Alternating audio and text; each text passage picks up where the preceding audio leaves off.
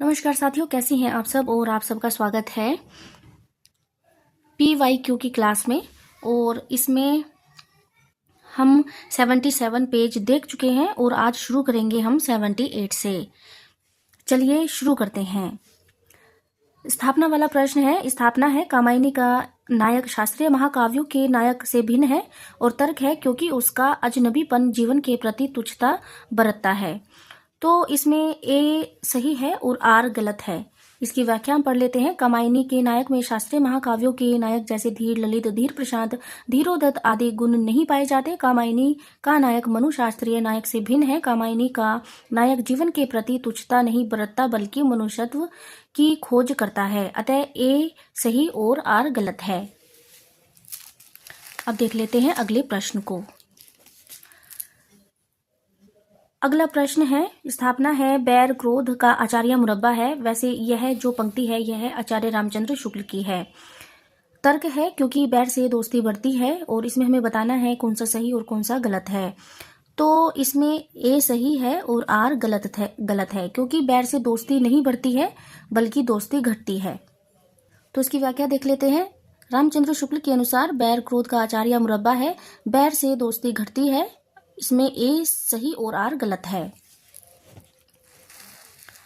अब देख लेते हैं अगले प्रश्न को। प्रश्न है काव्य की पूर्ण अनुभूति के लिए कल्पना का व्यापार कवि और श्रोता दोनों के लिए अनिवार्य है, क्योंकि काव्यानुभूति में वस्तु के साथ वक्ता की मूर्त भावना होती है। तो इसमें दोनों ही सही हैं। काव्य की पूर्ण अनुभूति के लिए कल्पना का व्यापार कवि और श्रोता दोनों के लिए अनिवार्य है, क्योंकि काव्य की अनुभूति में वस्तु के साथ वक्ता की मूर्त भावना होती है। कोई भी वस्तु अनुभूति के माध्यम से ही मूर्त रूप धारण करती है। अतः ए और आर दोनों सही हैं। इस प्रश्न से आगे जो है अवतरण वाला प्रश्न है, तो वो प्रश्न हम नहीं देखते हैं क्योंकि उनको हम वैसे भी अवतरण पढ़ना होता है, हम तभी उनको सॉल्व करते हैं और वो इजी होते हैं तो वो हो जाते हैं। चलिए आगे बढ़ते हैं। प्रश्न है हिंदुस्तानी भाषा का रूप क्या है। संस्कृतनिष्ठ है, हिंदी उर्दू मिश्रित है, दक्षिणी हिंदी है, ब्रज अवधि का मिश्रित रूप है। तो हिंदुस्तानी भाषा का जो रूप है वो हिंदी उर्दू मिश्रित है। हिंदुस्तानी भाषा ये हिंदी और उर्दू दोनों के बोलचाल की भाषा है। इसमें संस्कृत के तत्सम शब्द और अरबी फारसी के उधार लिए गए शब्द हैं। यही हिंदी और उर्दू का वह रूप है जो भारत की जनता जीवन में उपयोग करती है। प्रश्न है इनमें कौन सी बोली पश्चिमी हिंदी वर्ग की नहीं है। बांगरू, ब्रज, कन्नौजी, छत्तीसगढ़ी। तो जो बोली पश्चिमी हिंदी वर्ग की नहीं है वो छत्तीसगढ़ी है। यहाँ पर उपभाषाएं हैं और उनके अंतर्गत आने वाली बोलियां दी गई हैं। पश्चिमी हिंदी के अंतर्गत आती है खड़ी बोली, जिसको कोरवी भी कहते हैं। ब्रज भाषा बुंदेली हरियाणवी को बांगरू भी कहते हैं, और कन्नौजी।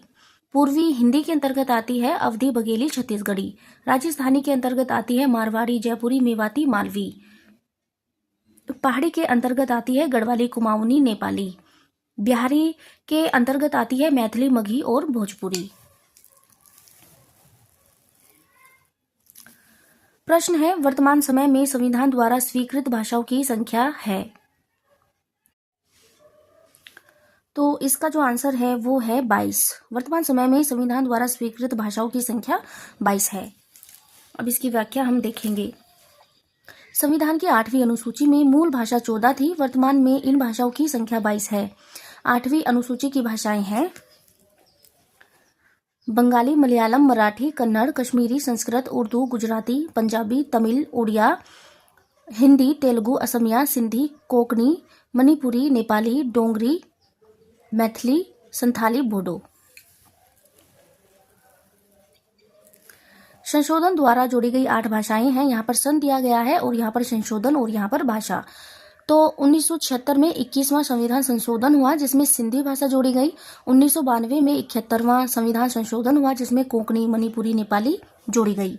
2004 में 92वां संविधान संशोधन हुआ जिसमें डोगरी, मैथिली, संथाली, बोडो भाषा जोड़ी गई। प्रश्न है ग्रिम नियम का संबंध किससे है। स्वनिम विज्ञान से, बोली विज्ञान से, अर्थ विज्ञान से, कोश विज्ञान से। तो ग्रिम नियम का जो संबंध है वो स्वनिम विज्ञान से है। स्वनिम विज्ञान ग्रिम विज्ञान के प्रवर्तक जर्मन विद्वान याकोब ग्रिम है। ग्रिम नियम का संबंध स्वनियम विज्ञान या ध्वनि विज्ञान से है। ग्रिम नियम बालाघात पर आधारित है। नंददास की किस रचना का संबंध नायक नायिका भेद से है? रास पंचाध्यायी, रस मंजरी, शाम सगाई, भंवर गीत। तो नंददास की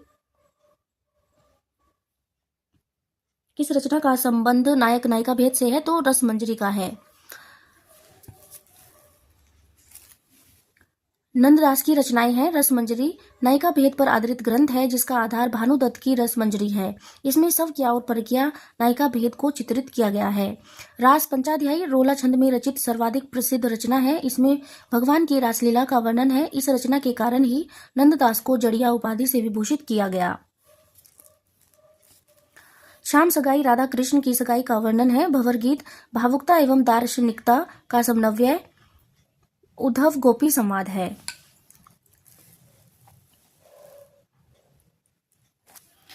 यहाँ पर नंददास के ग्रंथ है, पद संख्या दी गई है उनकी और उनका वर्ण्य विषय क्या है वो दिया गया है। अनेकार्थ मंजरी में 228 पद हैं और यह पर्याय कोश है। मान मंजरी अमर कोश के आधार पर लिखा गया पर्याय कोश है। सुदामा चरित श्रीमद्भागवत की कथानक पर सुदामा कृष्ण के सख्य भाव का वर्णन है। रस मंजरी 270 पद है, नायिका भेद है इसके अंतर। रूप मंजरी लघु प्रेमख्यानक काव्य है। विरह मंजरी 147 पद है, इसमें नायिकाओं का विरह वर्णन है और इसमें 12 मासा वर्णन भी है। शाम सगाई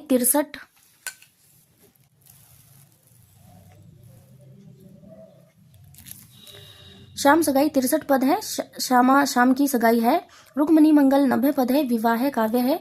भंवर गीत 216 पद है। सगुन और निर्गुण पर गोपी और उद्धव का संवाद है। रास पंचाध्यायी कृष्ण की रासलीला का अनुप्रसादी युक्त साहित्यिक भाषा में वर्णन है। प्रश्न है आनंद कादम्बनी के संस्थापक थे?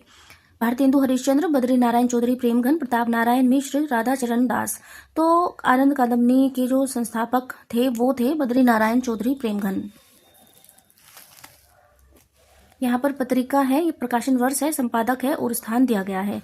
आनंद कादम्बनी मासिक पत्रिका 1881 ईस्वी, बद्री नारायण चौधरी प्रेमघन मिर्जापुर। नागरी नीरद साप्ताहिक पत्र 1893 ईस्वी, बद्री नारायण चौधरी प्रेमघन मिर्जापुर। कवि वचन सुधा मासिक पत्र 1867 से 68 ईस्वी, भारतेंदु हरिश्चंद्र काशी।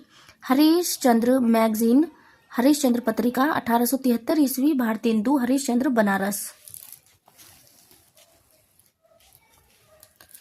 बाला बोधिनी 1874 ईस्वी, भारतेंदु हरिश्चंद्र बनारस।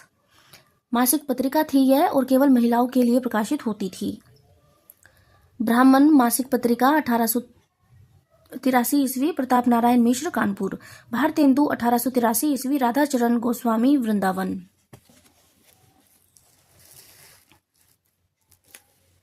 प्रश्न है दीदी पत्रिका के संपादक थे? तो दीदी पत्रिका के संपादक थे ठाकुर श्रीनाथ सिंह। इसकी व्याख्या है, यहाँ पर पत्रिका है, प्रकाशन वर्ष है, संपादक है और स्थान दिया गया है। दीदी 1939 ईस्वी, ठाकुर श्रीनाथ सिंह। प्रताप साप्ताहिक पत्र 1913 ईस्वी, गणेश शंकर विद्यार्थी कानपुर। ब्राह्मण मासिक पत्रिका 1883 ईस्वी, प्रताप नारायण मिश्र कानपुर।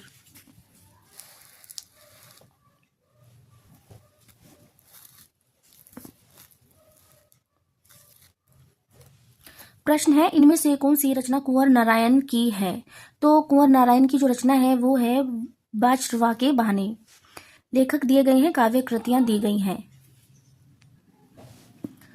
कुंवर नारायण प्रबंध काव्य है इनके। बादशाह के बहाने 2008, आत्मजयी 1965, काव्य संग्रह है चक्रव्यूह 1956, परिवेश हम तुम 1961, अपने सामने 1979, कोई दूसरा नहीं 1993, इन दिनों 2000, राम नरेश त्रिपाठी, मिलन 1917, पथिक 1920, मानसी 1927, स्वप्न 1929, कविता कौमुदी।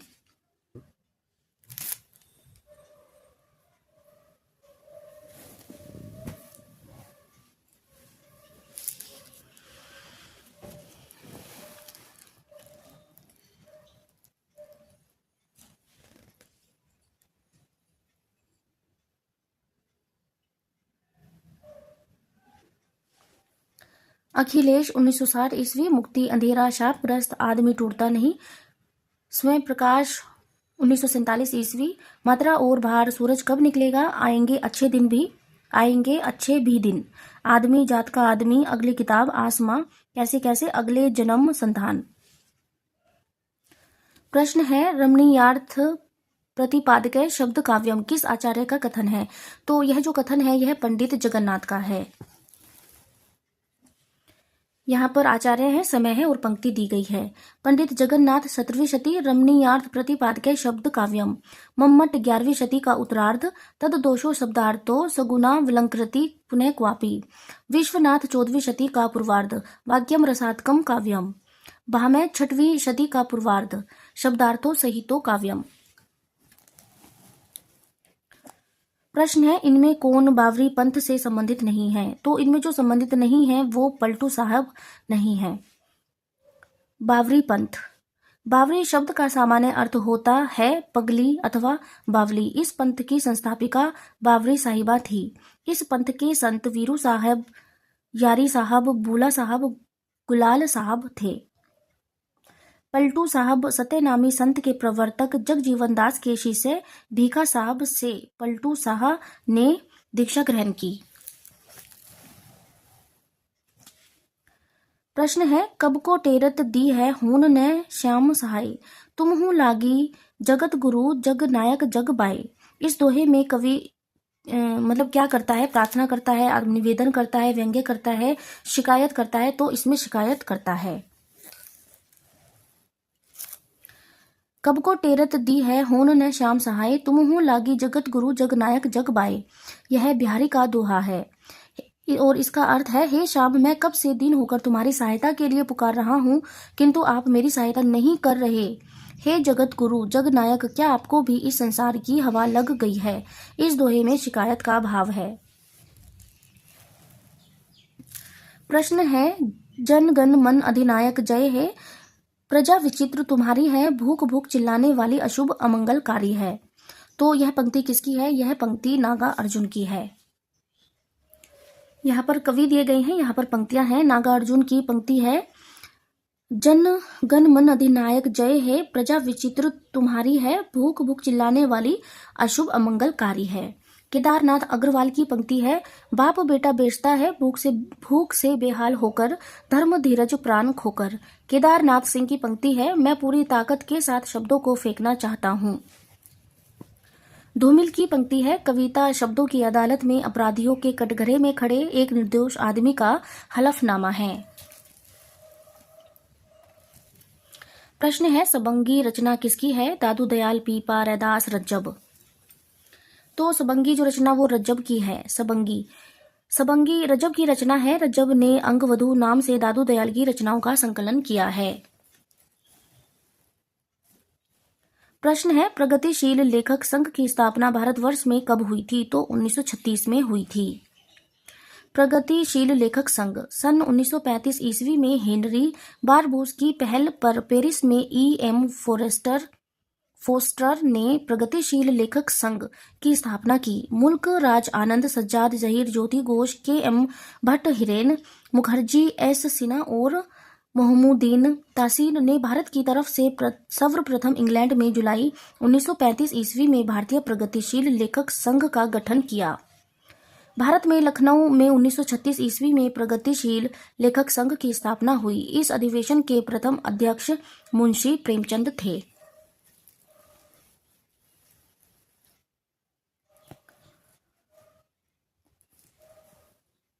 अगला प्रश्न है दक्षिण भारत हिंदी प्रचार सभा का मुख्यालय कहाँ है। तो चेन्नई में है। अगर चेन्नई में चेन्नई नहीं होगा तो मद्रास होगा। दक्षिण भारत हिंदी प्रचार सभा इसकी स्थापना 1915 ईस्वी में हुई, जिसका मुख्यालय चेन्नई में है, जिसके संस्थापक महात्मा गांधी थे।